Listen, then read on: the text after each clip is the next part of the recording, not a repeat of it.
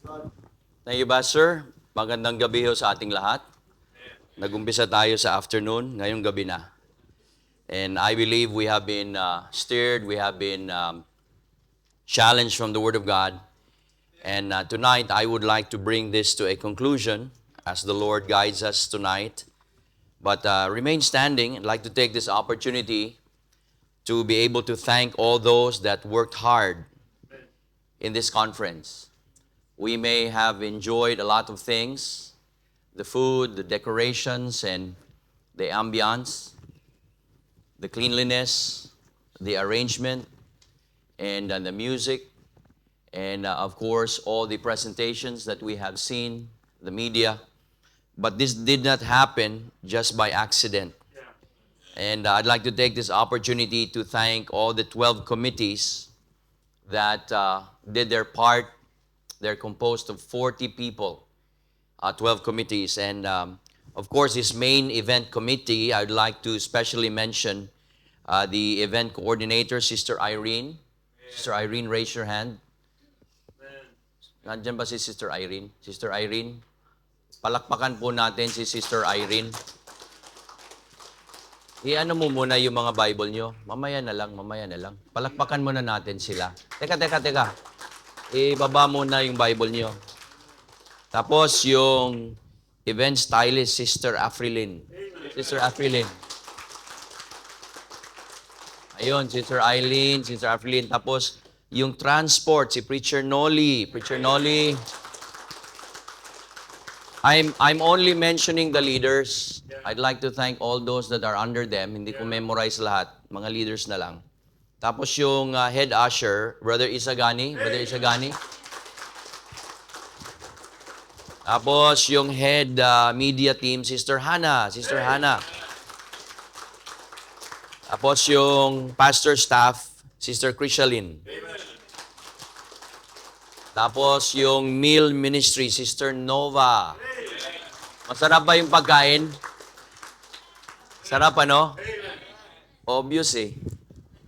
Nahirapan ako maghinga dahil sa pagkain. Tapos hindi ko maubos dahil talagang hindi lang masarap, yung it's a healthy yung ano talaga yung share, yung portion. Talagang walang budget eh. Parang eat all you can yung sharing eh.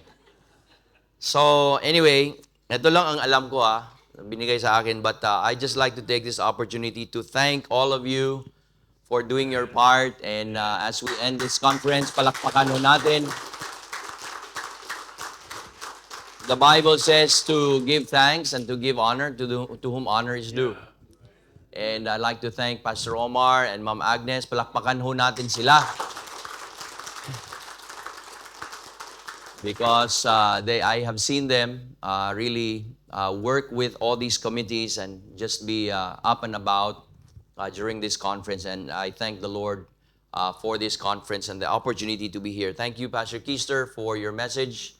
Pastor Ray, for your message.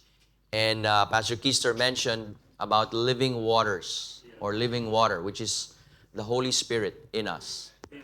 And then Pastor Ray mentioned about the living Word, which is the Word of God. And as we end our message tonight, I'm going to talk about the living hope, and that is none other than our Lord Jesus Christ. 2 Thessalonians, please, chapter number 1. In behalf of Cebu Bible Baptist Church and the Worldly Need Baptist Church of Mandaue, all in the island of Cebu, I bring you greetings and, of course, assurances of their prayers for this conference. I know right now they are sleeping na, but they have been praying. And kaya pala mahirap mag-contact sa iyo, Brent, dahil ang layo talaga ng natin, yung agwat ng time. Yeah, 6-7 hours. So it's really hard. Sometimes I call Pastor Omar, hindi siya sumasagot. Siya naman tumatawag sa akin, hindi ako sumasagot. So kaya dito na lang kami nagkikita. And that's okay. At least ligtas kaming dalawa. Pag mag-rapture, kita-kita na lang tayo sa langit. Amen. 2 Thessalonians chapter 1. Are you there? Verse number 7, 8, 9, and 10 for tonight. Let's read together these 4 verses. Okay?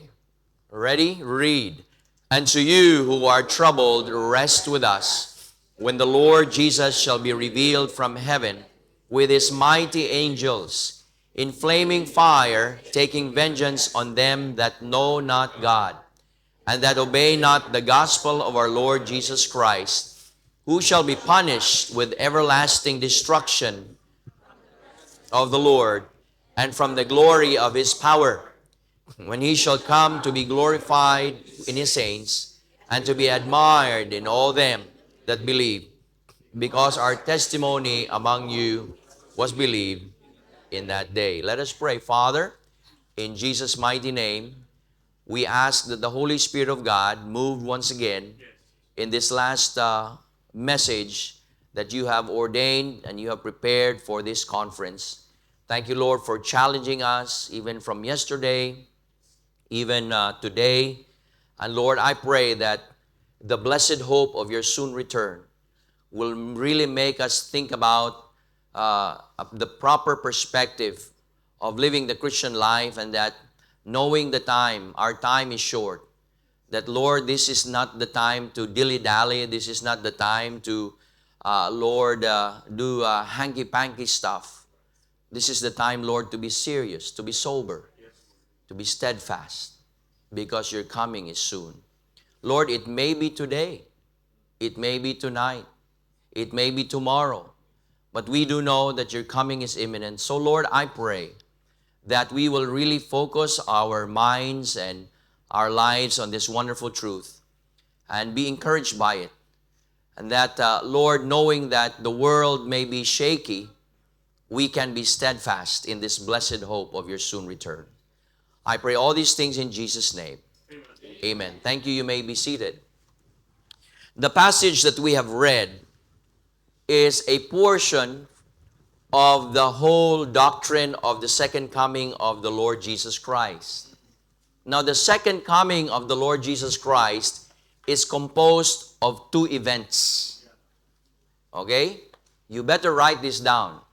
Dahil may mga nagtuturo na yung unang event, hindi mangyayari yon.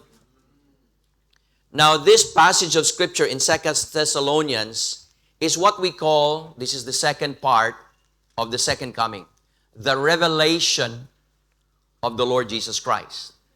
The first part of the second coming is found in 1 Thessalonians chapter number 4. And we look at verse number 13. The Bible says, "But I would not have you to be ignorant, brethren, concerning them which are asleep," yung namatay na kay Kristo, nauna sa atin. I see in the office of Pastor Omar, Brother Arquiliano, Brother Toquero, Pastor Toquero, si Ma'am Wenable, sila yung mga brethren natin na nauna na. Tsaka yung mga kapatiran natin na yung mother ko, yung uncle ko, yung auntie ko, yung mga, may isang cousin ako, just recently before we came, one of my kindergarten friends that I grew up in church, namatay siya because of complications of diabetes. And before we flew Wednesday, I was able to perform his funeral on Monday night. And he is now with the Lord Jesus Christ. And here in chapter number 4, tatapusin ko yung verse, "That ye sorrow not, even as others which have no hope. For if we believe that Jesus died and rose again, even so them also which sleep in Jesus will God bring with him. For this we say unto you by the word of the Lord." Sabi ng Bible, this is what the Bible says, "That we which are alive and remain unto the coming of the Lord shall not prevent them which are asleep. For the Lord himself shall descend from heaven with a shout, with the voice of the archangel, and with the trump of God, and the dead in Christ shall rise first. Then we which are alive and remain shall be caught up." And this is where we get the word rapture. Caught up. which comes from the Italian or the Latin word rapire, which means to snatch away. Now, rapture or the word rapture or the event of the rapture is nothing new to the Bible. The first rapture happened with the patriarch Enoch, where he did not die. And the Bible says Enoch walked with God and he was not, or he did not die. The second was Elijah. Elijah did not die. He was raptured. And the way he was raptured was through a chariot of fire. All of a sudden, this chariot just came in and boom, he was gone. And then the third rapture is, of course, if you look at the New Testament, where Philip was raptured, taken away, and then brought to another place, transferred to another place. And of course, our Lord Jesus Christ. And then His second coming, which is part of the, really, the doctrine of eschatology. So here we find that our text in 2 Thessalonians chapter 1 is not the rapture. It is the revelation of the Lord Jesus Christ. Where Jesus comes back and He is going to be seen by everybody in the world. So, as we see the world today, we are shaken by the events that are taking place in the world today. I do believe that the Antichrist is alive and well in the world, walking. Although we do not know Him, He will not be revealed because we are still here. He cannot show Himself because the power of the Holy Spirit of God in each and every believer and in the church of God is keeping Him from being revealed. That's what the Bible says. We find that here in chapter number 2. And the Bible says here that, look at chapter number 2. The Bible says here in verse number, let's start from verse number 3 of 2 Thessalonians. Let no man deceive you by any means, for that day shall not come except there be a falling away first, and that man of sin shall be revealed, the son of perdition, who opposeth and exalteth himself above all that is called God, or that is worshipped, so that he, as God, sitteth in the temple of God, showing himself that he is God. And then, verse number 6, now ye know what withholdeth, that he might be revealed in his time. So ano bang Tagalog sa pugong? Pigil. May nagpipigil sa kanya, sabi dito ng Bible. For the mystery, verse 7, of iniquity doth already work. The spirit of the Antichrist is working in the world today. Ever since the time that the Bible was written, over 2,000 years ago, the New Testament was written, the spirit of the Antichrist was already working. And the Bible says here, only he who now letteth will let until he be taken out of the way. And this is talking about the Holy Spirit of God in us. And then the Bible says when the Holy Spirit will be taken away, because we will be raptured, then that wicked be revealed, whom the Lord shall consume with the spirit of his mouth, and shall destroy with the brightness of his coming.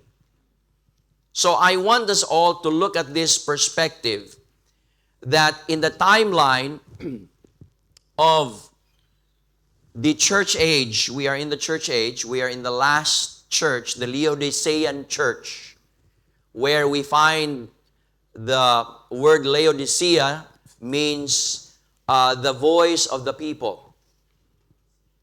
Yung buong sanlibutan ngayon is so concerned about what people say, what people think. Kaya yung trend, kahit na even though, we find that it's so stupid to think these things, but because the world and the majority thinks these things, we follow stupid. We follow foolishness. we follow things that are wrong. The wrong has now become right, and the right has now become wrong.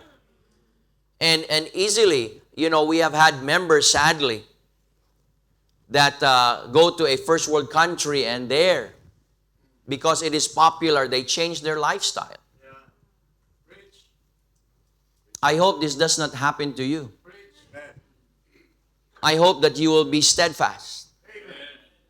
Because the world right now is shaky. Governments are shaky. Every day you do not know what will happen. If there's another war that will pop up, or there's some instability that comes up, and most of us here are Filipinos, we know back home, our country is very unstable. It is very unstable. Economically, it is very unstable.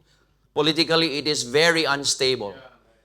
And thank the Lord that even in that instability that we have in our country, missions is still growing. That is the only reason why the Philippines still exists. The Philippines still stands. And the Filipinos that do not know the Lord Jesus Christ are not even aware that it is only the gospel that is keeping our country alive and well, our economy. And that is why the challenge from Pastor Ray a while ago is a very important practical picture of how that we can be blessed in the midst of this turmoil that we are facing the world today. But before that, before you come to that point, Pastor Keister reminded us that we must focus on our relationship. Dito tayo nawawala eh. When I say tayo, tayo talaga. Not just you, members, but us pastors as well. Because we can be so involved and we can be so busy in the work of the Lord that we forget the Lord of the work. And that is very crucial. That is very critical. Because everything that we do, everything that we lead you to do, should come from the leading of the Spirit of God. I do not like to lead God's people to a place where that God did not lead us to. I do not want to have and hold an event, and I prayed for this. I said, Lord, when God impressed in my heart for next year's celebration and to give Cebu a reason to come and listen to the gospel of the Lord Jesus Christ, and then that came to my mind, I had to pray. I said, Lord, is this your will? Hindi lang ito yung pasikat ba? No, we are not here for that. We are here for the gospel. In fact, I like that. You know that here is one way that you can be able to win someone to the Lord. And I like the word that we are debtors. Go to your neighbor, knock on the door. Ayo, tao po. Oh, anong kailangan? Ako po si Kent. Neighbor po tayo. Oh, bakit? Ano ba? Magbabayad ako ng utang? Ano? Ito, maganda to. Makinig kayo, maganda to. Magbabayad ako ng utang. May utang ka ba sa akin? Meron po. May utang ako. Anong utang? Hindi ka naman nangutang sa akin. Papakita ko sa iyo. Pakita mo yung verse that we are debtors. Ito, sabi ng Panginoon, may utang ako sa iyo. Ano bang utang? Babayaran ko yung utang ko sa iyo. Sasabihin ko lang, ito yung utang ko sa iyo, yung gospel. Just give me 10 minutes para mabayaran ko yung utang ko sa iyo. Yun lang. Magandang intro yun eh. That's a good intro. May nagka-idea ako kanina eh. Sabi ko, etong gagawin ko sa neighbor ko kasi lumipat kami eh. Mahirap yung mga neighbors ko kasi nasa village na kami. So, nag-rent kami doon. So, medyo alam mo na yung buhay village, kanya-kanya. Very tawag nito, very exclusive ba? So here's a good reason. Pupuntahan ko, babe. Sama ka? Sama tayo, ha? Sasabihin ko, may utang ako sa'yo, babayaran ko yung utang ko. So I would like to explain the gospel. So our world today, one of our members is a tech guy, and he is being courted by yung national, yung mga ano ba, yung mga tech, basta yung mga computer natin, yung sa computer natin sa Pilipinas, yung IT ba? But anyway, he is being courted there, and you know, the Philippine government wants him to do a lot of programs. And he's one of my deacons, and he told me, Pastor, alam mo, dati yung development ng information technology by the decades, every decade may bago. Tapos naging every 5 years may bago. Tapos nagiging every year may bago. Ngayon, may AI na, every day may bago. Every day. You're going to miss the boat pag hindi ka sumabay sa technology na talagang nagdi-develop.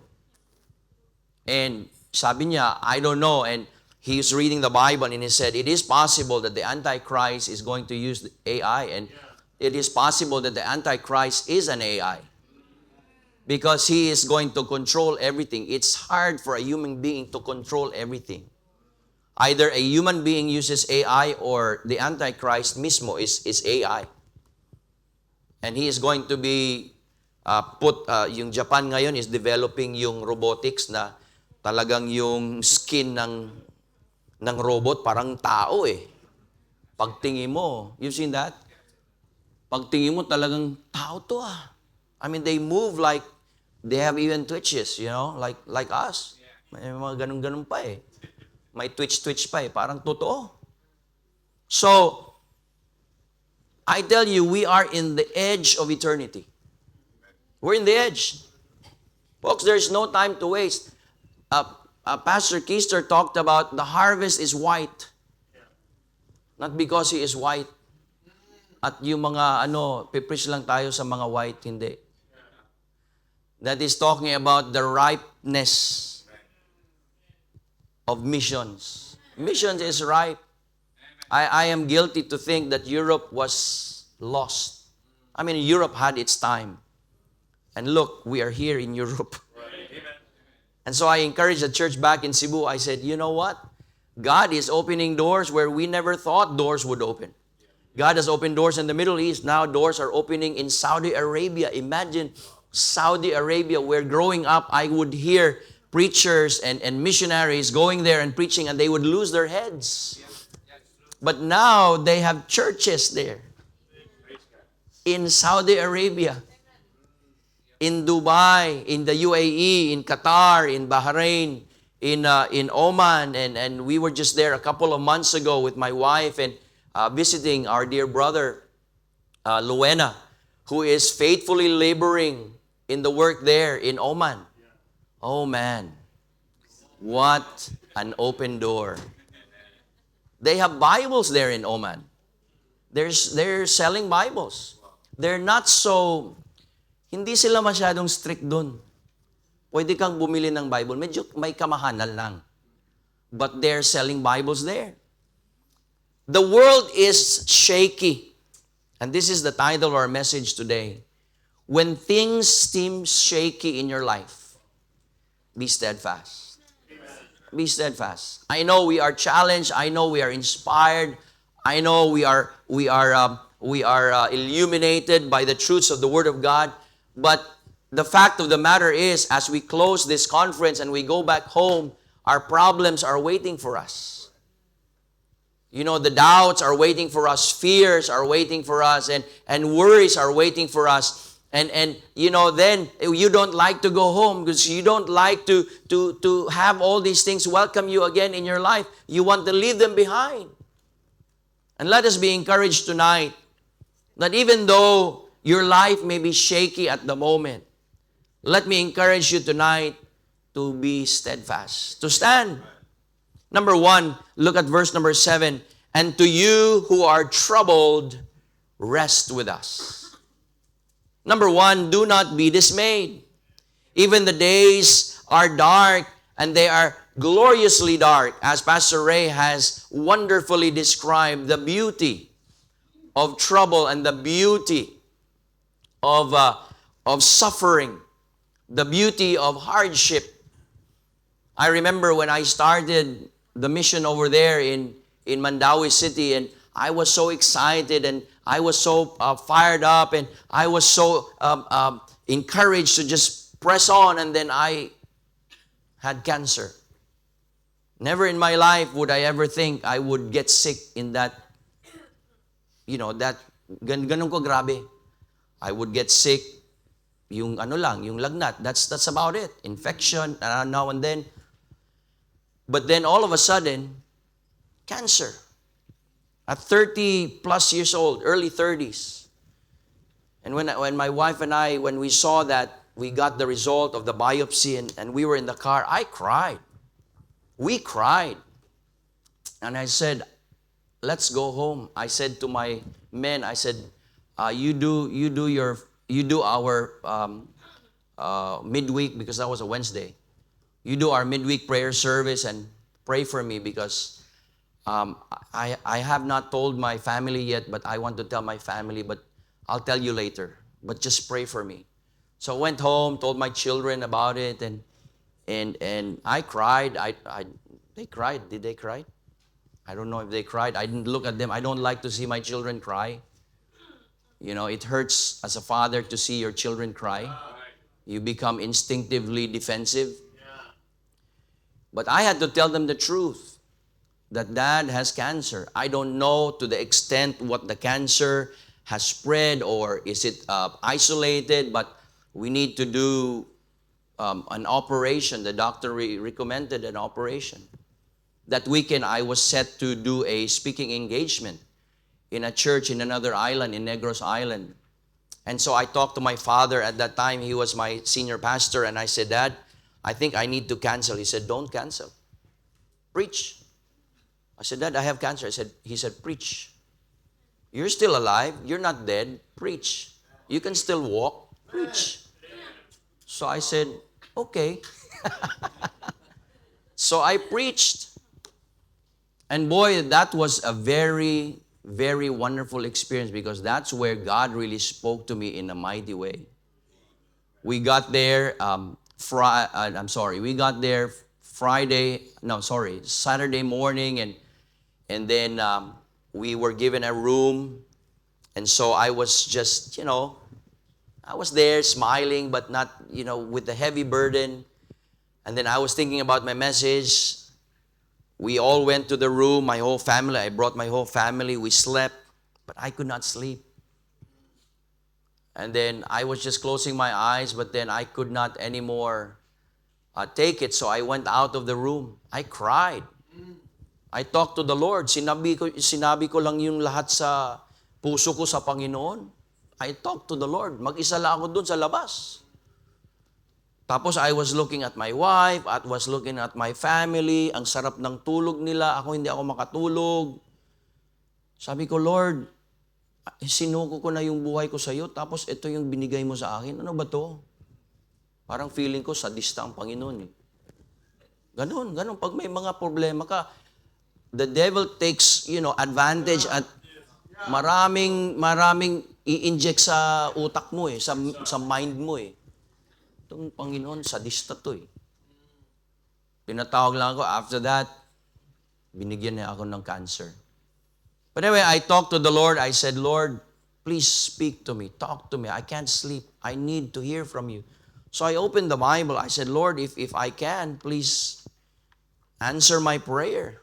Can I still serve you? And so at that particular time, my reading was in the book of Psalms. So I opened to the book of Psalm, chapter number 20, and then verse number 1 immediately this appeared. The Lord hear thee in the day of trouble.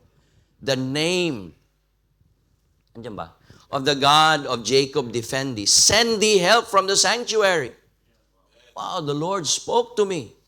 Strengthen thee out of Zion. Remember all thy offerings. Because then one of the things I said, Lord, sumuko ako sa buhay ko. I have left the life that you have saved me from, and I really want to serve you now. Tapos, Lord, ito ang nangyayari. But the Lord said, I remember that you were doing well. I did not forget your work and labor of love. Kaya pag kayo, iniisip nyo na, Lord, faithful ako, tapos Faithful ka lang. Bakit ganito yung buhay? Faithful ka lang. The Lord has not forgotten you. Accept thy burnt offering, Sila. Ito maganda, verse number 4. Verse number 4. Grant thee. Pero hindi ko pa alam, wala pang operation to. I was just praying and I said, Lord, wow, you're healing me even right now. Grant thee according to thine own heart and fulfill all thy counsel. We will rejoice in thy salvation, and in the name of our God we will set up our banners and fulfill all thy petitions. Now know I that the Lord saveth his anointed, and he will hear him from his holy heaven with the saving strength of his right hand. Some trust in chariots, some in horses, but we will trust in the name of the Lord our God. God can be trusted. So I preached that Sunday, and after that, Monday, we went home, and I was scheduled for Thursday operation. So Wednesday, pumasok na ako sa hospital. Tapos namatay pa yung uncle ko. That day, Wednesday, sabi ko, pambira, namatay si uncle. Oh. But I just said, okay lang, Lord. I could not focus on my uncle. I was grieving, but I was not grieving because I was afraid. But I kept on holding on to the promises of God in Psalm chapter 20. Here, this is another thing. Share ko lang yung testimony ko. I was reading in the book of Job, chapter 5, verse number 19. And I don't really like to read Job. Kasi pag nagre-read ka sa Job, madidepress ka eh. When I read Job, gusto kong tapusin ka agad.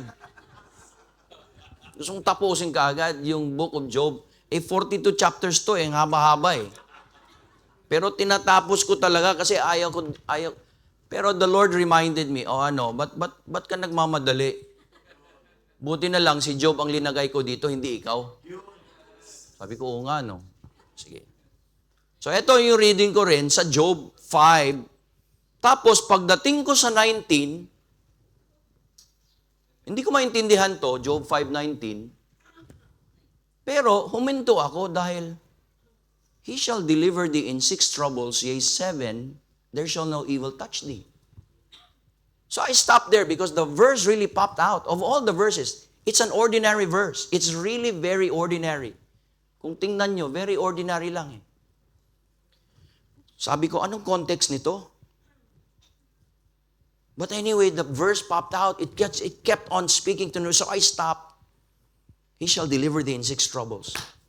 Anyway, the next day, that was Thursday, operation.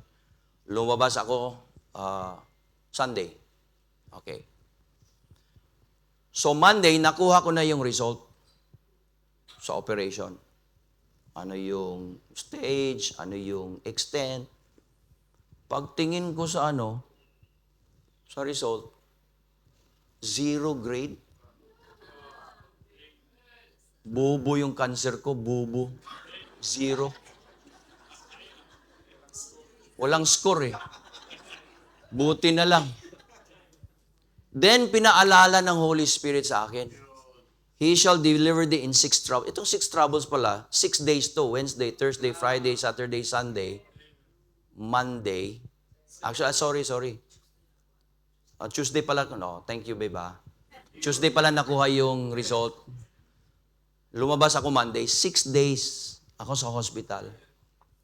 Pag Tuesday, in the 7th day, sabi dito, there shall no evil touch thee. Kasi ang iniisip ko, magre-radiation, chemotherapy ako. Ano ba itong mga chemo na to? Kasi sabi ng dad ko, wag ka mag-chemo ha. Sabi ko, okay, wag ka mag-chemo. Wala nga. So pumunta ako sa doctor. I went to the doctor, showed him. Sabi niya, okay, you're good. Doc, what will I do? What will be the next step? Wala na. Doc, what will I do? Wala na. May bibigay lang ako sa iyo, pero yun lang. That's it. Let me tell you, the days may be dark, but they are gloriously dark. Because the darkest night is followed by a glorious sunrise that will sweep through this world in majesty. We may be in this dark night. We may be steadfast in the darkness. But one day, this darkness will just give way to the glorious sunrise of our Lord Jesus Christ in His coming. Folks, our hope is not in politics. Huwag na kayong makisalid doon sa huwag na kayong mag-comment sa internet sa status ng natin, ng Pilipinas. Huwag na. Don't waste your emotions. Focus on your family. Focus on the Lord. Focus on the church. Focus on the ministry. Our hope is not in economics. It is not in science nor philosophy. Our sure hope is in the second coming of our Lord Jesus Christ. Kaya nga sabi ng Bible, the second coming of Jesus is our blessed hope. Hope. The adjectives and the adverbs the Apostle Paul described here is that this blessed hope. Notice the who is coming. Jesus Christ is going to be unveiled. His glory is going to be seen now, not anymore as Savior, but as King of Kings and Lord of Lords. The Bible says in verse number 7 in our text, when the Lord Jesus Christ shall be revealed from heaven. I don't know about you. If you came from your religion, I grew up a Baptist. I was born a Baptist, but I was not born again. I was born again when I accepted the Lord Jesus Christ as my Savior. But I did not grow up with all these images and all these things. And we have in our psyche the image of our Lord Jesus Christ. But that is not how Jesus looks. His coming will reveal Him for who He is. Jesus Christ shall come in His glory. For those of us who know Him, it is going to be a wonderful and exciting time. But for those who do not know the Lord Jesus Christ, listen, folks, and if you are tuned in online, let me tell you today, it is going to be a fearful day for you. Jesus came the first time as Savior, but now He will come as Sovereign and Lord of the earth. Before, as Savior, He was spat, He was scorned, He was crucified, but now He is coming to be crowned. The Bible says in verse number 8, in flaming fire, taking vengeance on them that know not God, and that obey not the gospel of our Lord Jesus Christ. We need not be dismayed. The when of His coming, the Bible says it is going to happen. When the Lord, verse number 7, shall be revealed. The Bible doesn't say if He comes. The Bible says when He comes. He will come. He will come. I've heard all of these challenges even as a boy.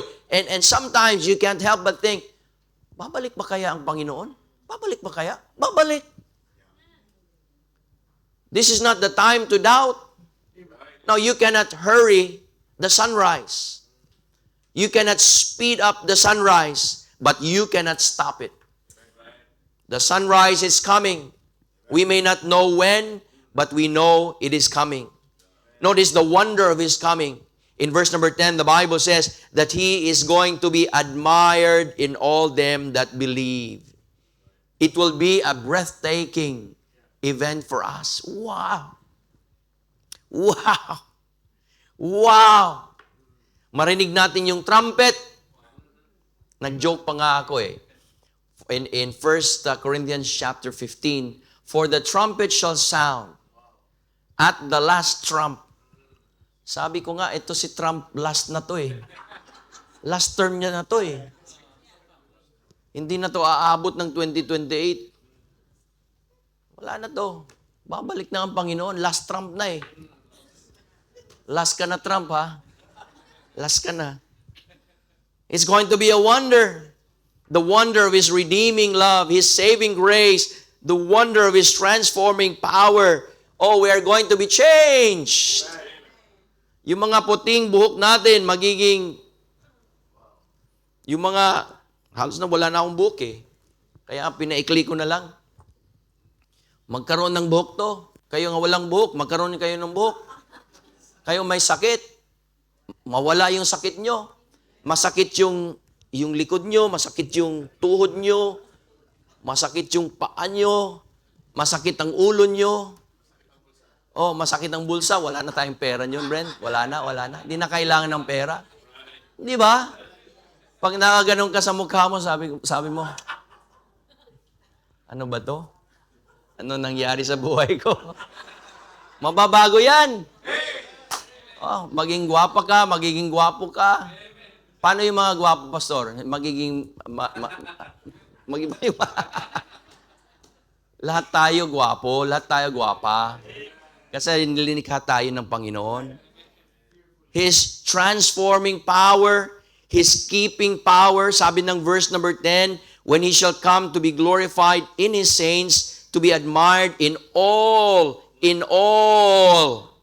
them that believe. Lahat. Did you believe? If you believe in the Lord Jesus Christ, ligtas ka. Hindi mawawala yun. Yun ang keeping power ng Panginoon. Do not be dismayed. Number 2, do not be deceived. Be steadfast.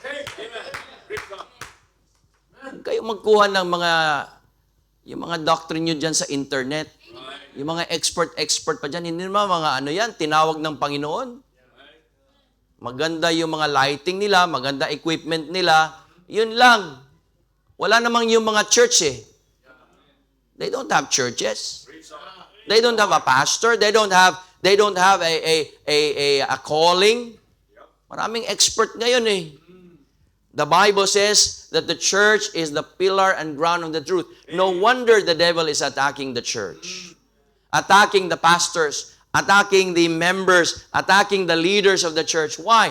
He is not happy with what God has designed in the church. Kaya nagkawatak-watak yung mga Christians. Nagsarili na lang sila. There are many Christians today do not believe in the church. Alam nyo, pag hindi kayo naniniwala na sa church, parang hindi kayo naniniwala sa design ng Panginoon, parang sa marriage. Bakit nangyayari itong marriage na nagkawatak-watak yung mga families ngayon? Mga kabataan ngayon, ayaw na mag-asawa. Dahil nakita nila, hindi naman itong marriage, it does not work. It does work. Because God designed marriage. The thing is, if we are not following God's design, kaya yun ang magkaproblema. Ganon din ang church. If we don't follow God's design for the church, God's design for the church is to be missions-minded. May mission tayo eh. He gave us that commission. Ang nangyayari ngayon, ang church nagiging social club. Nagiging social club. Tayo-tayo lang. Palaguin natin ang sarili natin. Ang kagandahan ng mission, hindi natin iniisip ang sarili natin. It divests us of our self-centeredness, our selfishness. That's what missions is all about. Because one of the things that we fight in this flesh is selfishness. This one. And missions helps us be humble, be selfless. Do not be deceived. The Bible says here in verse number 1 to 5, that the spirit of the Antichrist is coming. In verse number 3, the Bible says that that day shall not come except there be a falling away first. Ang dami na nagfo-fall away. Ang dami na. They're falling away. They're Christians, but they're not faithful. Mas involved pa sila sa activities ng sanlibutan. I have nothing against those folks. I have nothing against those activities like exercising and yung mga trekking and all these things. Maganda yon. Maganda yon. But not to the point where you substitute it. Naubos na yung time mo, yung effort mo, pati yung pera mo, nag-i-invest ka na dyan. Wala namang kabuluhan yan eh. Listen, sabi ng Bible, bodily exercise profiteth. Di ba sabi ng Bible? So may profit yan. Saan ba yan? 1 Timothy or 2 Timothy ba yan? Mag-search nga kayo dyan sa media. Bodily exercise profiteth. May profit. So kung nag-exercise ka, patuloy ka mag-exercise. Pero, huwag mong ikarir. 1 Timothy, ayun, 4:8. Bodily exercise profiteth. Pero ang sabi ng next word, little. Kung negosyante ka, ayaw mo ng maliit na, eto, bugbugin natin si Brother Philip. Maliit na kita. Ayaw mo yan. Gusto mo malaking kita. Nag-business ka man lang, at least malaki yung kita mo. Di ba? Ito minsan, inuubos natin yung pera natin, yung time natin sa mga ganyan. Ako nag-exercise ako, don't get me wrong. I do exercise. Every now and then, I do exercise. I used to bike. Ngayon, medyo nagkaroon na ako sa bike. Parang na-parking muna yung bike ko. Ngayon, nagpe-pickleball ako. Dahil yung professional group ko sa church, sabi, Pastor, may bagong maganda, ma-enjoy mo to. Sabi ko, ano ba yan? Parang tennis. Sabi ko, hindi ako nagte-tennis. Hindi ko marunong magte-tennis. I don't know how to play tennis. Parang siyang ping-pong. Ako, nagpi-ping-pong ako. So, sabi niya, subukan mo to. So, sinubukan ko. Mga kapatid, wala lang 5 minutes, pinapawisan na ako. Sabi ko, maganda to Nakatayo lang ako dito. Tapos, pinapawisan na ako. Subukan ko nga to. So, yun ang medyo insight ko. Pero, sad to say, may mga members kami dun na parang kinakarir na yung pickleball. Sabi ko, maganda to, pero wag natin ikarir to. Parang yung mukha nyo nasa pickleball court lang palagi Pa-picture-picture pa kayo dyan. Tapos ang mahal-mahal na mga racket nyo, umaabot ng 20,000, hindi naman kayo nagtatights. Bira. Hindi na kayo walang misyon. Ano ba yan? Ang dali-dali lumalabas yung mga nyo So, don't be deceived. I have nothing against that. Pag kayo ay nakikinig, saan ba yung camera? Yung mga member nakikinig dyan, huwag kayong magalit sa akin. I love you. Do not be deceived. Paul wrote this letter to the Thessalonian church. And he told the church, okay, kasi ang nangyayari dati, sabi nila sa mga Thessalonian church, nasa na kayo? Nasa great tribulation na kayo? Parang yung sinasabi ni Kibuloy Bana.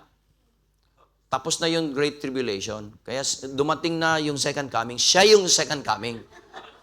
May problema lang konti kasi may konting hindi maganda yung pag pinag-usapan nila doon sa sino nagpapadala niya. Medyo napunta sa kulungan. Kaya nahinto yung kingdom, yung millennial. Nahinto May mga ganyan dati pa. Dati pa meron niya. So sabi ni Apostle Paul dito, I'm going to write to you and tell you the truth. Because the devil is the great deceiver. And he told them this doctrine of eschatology, of the second coming of the Lord Jesus Christ. He said that the day of the Lord will not come until the Antichrist will come. So don't be deceived. The Antichrist has not yet come. The Spirit is there, but the man, this Satan Superman, is not yet there. The Bible calls him the man of sin, the son of perdition, the beast. And that describes his character. That describes his destiny, judgment, the son of perdition. Perdition means doom, destruction, judgment. And 1 John calls him the Antichrist, or the one instead of Christ. I hope and pray that we will not be deceived. Pati yung religion natin ngayon, kumakanta na sila sa kanta natin. Nagba-Bible study na rin. Nagpipreach na rin. Nag-amen na rin. Praise the Lord. Meron na rin silang mga ganyan Meron na rin silang mga conference para hindi mawawala yung mga tao, madideceive pa rin. But thank God, as we continue to preach the gospel and be steadfast in the gospel and show the light of the Lord Jesus Christ to those that are in darkness, makikita nila yung katotohanan. as long as we lift up the Lord Jesus Christ. Folks, don't get me wrong, I am a Baptist. Are you a Baptist? Ito yung pangalan sa church, ng church natin. And that can be another message. But let me tell you, minsan, we are guilty of promoting more Baptists than Jesus Christ. Doon tayo nakafocus sa ano natin, yung sa mga nawawala yung, ang ating pagka-Baptist, hindi makakaligtas yun. Minsan pag-present natin, ang ganda, Brother Keister presented this, the first message, very wonderfully, reminding us, when Jesus Christ dealt with that Samaritan woman, He never came in His religion or denomination. He showed this woman the truth, the gospel. Minsan, ang naririnig ng mga may mga tao, naririnig nila, nagso-soul winning, yung church lang nila, yung church, wala si Christ, ang liit-liit ng time ni Christ, more their church. Dapat more kay Christ. Kasi siya ang Savior, siya ang nakakapagligtas sa atin. Saka na yung church natin, pupunta yan. Alam naman nila yun eh. Kasi makikita natin sa, sabi ni Pastor Ray kanina, sa testimony natin. Kahit na anong sabi mo, Baptist, tapos problema naman yung testimony mo. Kaya hindi pumupunta sa church mo. Dahil you represent your church. So do not be deceived, do not be dismayed, and do not be disappointed. The Bible says in verse number 8, then shall that wicked be revealed, whom the Lord shall consume with the spirit of His mouth. Pag nakinig tayo tapos naririnig natin yung Antichrist, yung Satan, devil, parang natatakot tayo. But the Bible says that the Lord is going to consume him. And you know, this talks about, itong verse number 8, the battle of Armageddon, whom the Lord shall consume, not only the Antichrist, but those that are going to follow the Antichrist. This is going to be after the 7 years of tribulation. And Revelation 19:11 to 21, we will not go there, but I want you to read it. It describes this victorious event. Ang kagandahan ng Revelation is, it is history written in advance. Alam na natin yung ending. Yung minsan, ayaw natin na malalaman yung script yung mangyayari. Parang spoiler. Sorry yung Bible spoiler The Bible is the ultimate spoiler. Alam na natin anong mangyayari. Kahit na itong mga nangyayari ngayon, alam na natin. Iran is in the Bible. China is in the Bible. The kings of the East is China. Pati nga siguro yung Pilipinas kasama doon. Kasi East tayo, although Southeast tayo, pero East pa rin tayo, nasa East pa rin tayo. Indonesia, Malaysia, and Asia is growing in economies. Vietnam, Cambodia. But you know, it's not going to be that. I believe God is going to use Christians. Pag faithful tayo, the Lord is going to bless our country. The Lord is going to bless our families there. Pag faithful tayo sa mission. But the same God that spoke everything into existence will speak also these people into destruction. Jesus Christ will come secretly for His church, the rapture.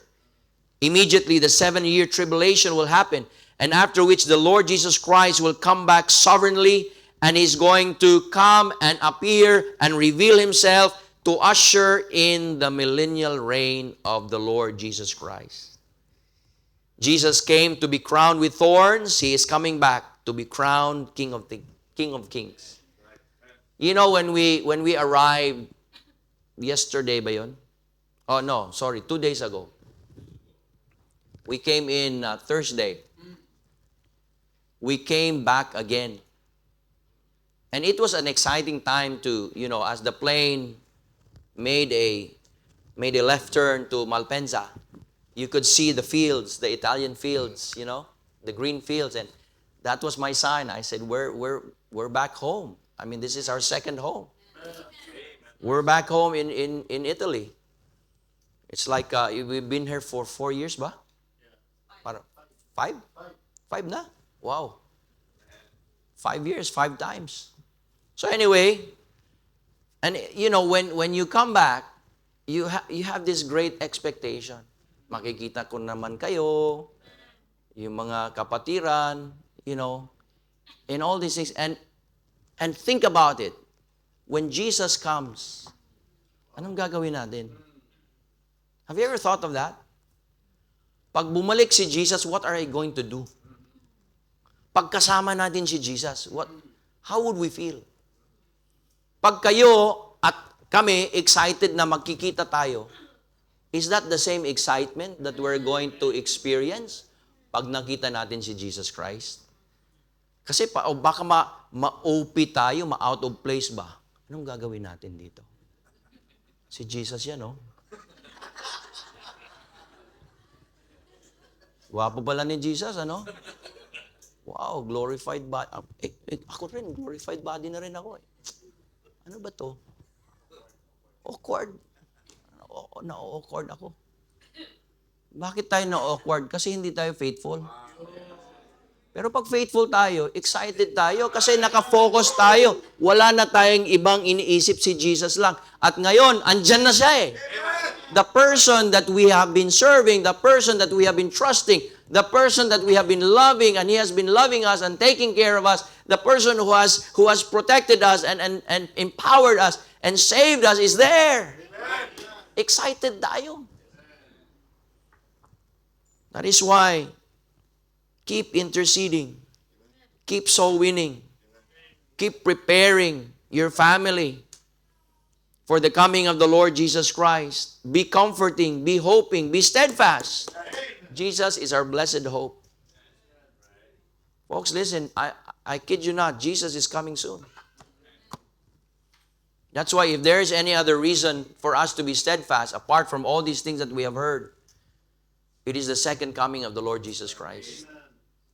We are most privileged. I believe we are the generation that is going to see the coming of the Lord Jesus Christ. I personally believe that. With everything happening so fast in the world. Kaya, nagpapasalamat ako ni si Brother Jerry here, has last Sunday, last Wednesday, na-commission siya, and he's excited, him and his wife, excited to go back to Colchester. Excited. And we are excited also to send out our missionaries. Last Sunday, we commissioned 3 Ethiopians. So sabi ko sa kanila, dito lang muna kayo, maghintay kayo sa February kasi part na kayo, magiging part, Lord willing, sa ABC. Okay, we've sent you out and you will be accepted, Lord willing, sa ABC. And from now until that time, why don't you start sharing your burden para mayroon na kayong support. I'm just going to call the pastors and ask them to, ano ba yung pastor? Advance faith promise nyo sa 3 missionary namin. Para next year, alis na sila. Hindi na magtatagal sa Pilipinas. Anong gagawin? Di ba? Wala na. Alis na kaagad. Hindi na ikot-ikot pa. Pag kayo ay missionary, huwag na kayo pa ikot-ikot dyan. Punta na kayo sa field nyo. Punta na kayo. And be focused on that. Other people can do what you are doing right now. I love you ha, huwag kayong magalit sa akin. Other people can do what you are doing right now. But only you, according to your testimony, have been called to where you are going. So be there. Be there. Focus on that. Huwag na kayong I tell you, time is short. We need to be where we need to be. Papasalamat ako sa faithfulness nyo dun sa Malta, sa Rome, dun sa Norway, sa Poland, dun sa saan pa ba? Marami yun eh. Switzerland, dito sa Europe, tsaka Lord willing, ewan ko sa Panginoon, Netherlands, sa France, sa UK. Thank you for your faithfulness. Wow. At baka meron na tayong we're praying for Czech Republic. We have an ongoing Bible study there, and the former pastor's wife, yung husband niya died, went home to heaven, is now working there sa Czech Republic and came to me the other Sunday and said, Pastor, mag-usap tayo pagbalik nyo, mag-usap tayo before I go back kasi may ano na tayo doon, may Bible study na tayo doon. So, meron na ring yung ine-encourage natin yung lalaki doon na parang he was also trained here, trained not here but in the Philippines. And Lord willing, he will be able to lead that Bible study and really stand up to be one of our preachers there. And eventually be the pastor there. I don't know how the Lord leads, but we're doing our very best to be able to spread the gospel in Europe as well, partnering with you. Czech Republic, ano pa ba? Dun sa sa Spain. Oh, isi-send out ko yung asawa ko dun. De joke lang. Kasi yung roots nito galing sa Spain, yung roots niya. Yung lineage niya. Ako, Italian ako. Siya Spanish. Ako Italian. Half Ita, half Mangyan. Italian ako, Italian. Kala niyo, ha? Oh. But anyway, Spain, isa pa yon yung mga Bosnia, ano ba yun, di ba? Serbia, yung, anong tawag doon? Yung mga Baltic, Eastern Europe, di ba? Pray natin yun. Alam ko, may kapatiran tayo doon. Kung may kilala kayo doon na Christian, tapos mag-communicate tayo and we can start Bible studies there. Alamin nyo iba naman yung time doon sa Pilipinas, but you can talk to Pastor Omar about it or Pastor Ronel here or anyone that we can be able to work together. Folks, Jesus is coming soon. Are you excited? Excited tayo, ha? Kaya yung mga problema natin, mamaya na lang yan. Diyan lang muna yan.